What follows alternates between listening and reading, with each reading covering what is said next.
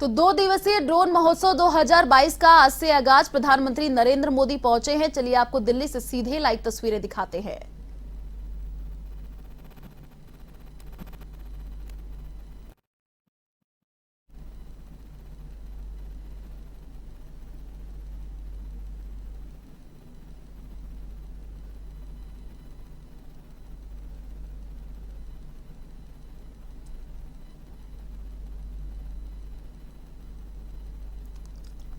तो भारत ड्रोन महोत्सव 2022 का आज से आगाज। भारत का सबसे बड़ा ड्रोन महोत्सव आज से शुरू होने जा रहा है। आपको बता दें कि प्रगति मैदान में प्रधानमंत्री नरेंद्र मोदी उद्घाटन करेंगे। ड्रोन प्रदर्शनी केंद्र में स्टार्टअप्स के साथ बातचीत भी करेंगे। स्वागत है। ड्रोन महोत्सव 2022 का आज से आगाज। चलिए आपको दिल्ली से सीधे लाइव तस्वीरें दिखाते हैं। प्रधानमंत्री नरेंद्र मोदी संबोधित कर रहे, क्या कुछ कर आपको सुनाते हैं। कोरोना वैक्सीन के दौरान भी बहुत अनुभव किया है।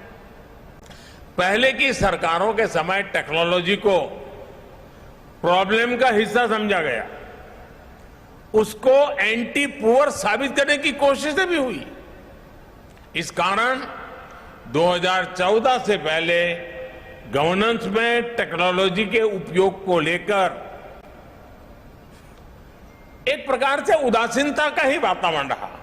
किसी ने इक्के दुक्के व्यक्ति ने अपनी रुचि के अनुसार कर लिया तो कर लिया, व्यवस्था का स्वभाव नहीं बना। इसका सबसे अधिक नुकसान देश के गरीब को हुआ है, देश के वंचित को हुआ है, देश के मिडिल क्लास को हुआ है, और जो एस्पिरेशंस के जज्बे से भरे हुए लोग थे उनको निराशा की गर्त में जिंदगी गुजारने के लिए मजबूर होना पड़ा है। साथियों, हम इस बात का इनकार नहीं करते कि नई टेक्नोलॉजी डिस्ट्रप्शन लाती है, वो नए माध्यम खोजती है, वो नए अध्याय लिखती है, वो नए रास्ते, नई व्यवस्था। देखा है कि जीवन से जुड़े कितने ही आसान विषयों कितना मुश्किल बना दिया गया था। मुझे नहीं पता कि आप में से कितने लोगों ने बचपन में राशन की दुकान पर अनाज के लिए, केरोसिन के लिए, चीनी के लिए लाइन होगी, लेकिन एक समय ऐसा था कि में लाइन में लगे हुए गुजर जाते थे।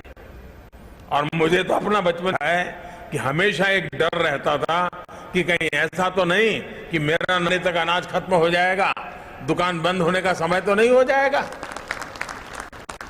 ये डर 7-8 साल पहले हर गरीब के जा ही रहा होगा, लेकिन मुझे संतोष है कि आज टेक्नोलॉजी की मदद से हमने को समाप्त कर दिया है। अब लोगों में एक भरोसा है कि जो के हक का है वो उन्हें मिलेगा ही मिलेगा। टेक्नोलॉजी ने लास्ट माइल डिलीवरी को सुनिश्चित करने में, सैचुरेशन के विजन को आगे बढ़ाने में बहुत बड़ी मदद की है। और मैं जानता हूं कि हम इसी गति से आगे बढ़कर अंत्योदय के लक्ष्य को प्राप्त कर सकते हैं। बीते 7-8 वर्षों का अनुभव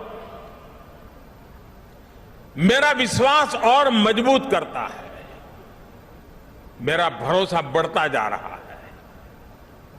जनधन, आधार और मोबाइल की त्रिशक्ति, जैम, इस ट्रिनिटी की वजह से आज हम देश भर में पूरी पारदर्शिता के साथ गरीब को उसके हक की चीजें, जैसे राशन जैसी बातें, हम पहुंचा पा रहे हैं।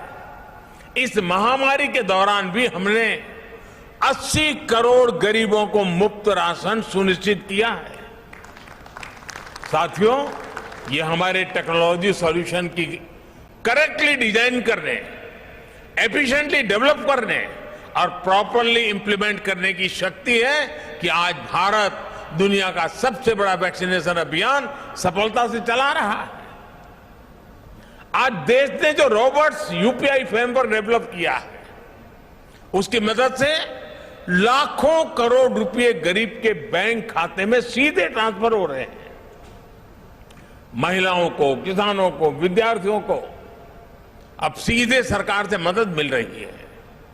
21वीं सदी के नए भारत में, युवा भारत में हमने देश को नई स्ट्रेंथ देने के लिए, स्पीड और स्केल देने के लिए टेक्नोलॉजी को अहम टूल बनाया है। आज हम टेक्नोलॉजी से जुड़े सही सॉल्यूशन डेवलप कर रहे हैं और उनको स्केल अप करने का कौशल भी हमने विकसित किया है। देश में ड्रोन टेक्नोलॉजी को प्रोत्साहन, गुड गवर्नेंस के, ईज ऑफ लिविंग के, इसी कमिटमेंट को आगे बढ़ाने का एक और माध्यम है।